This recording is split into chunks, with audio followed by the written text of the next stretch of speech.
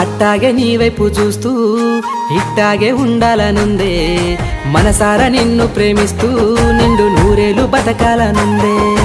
చాలు నీ మాటల్ని ఆపు, పడిపోను నేనెప్పుడు నీకు, బంగారు పూబంతి నేను, బదునాము చెయ్యకు పిలగో.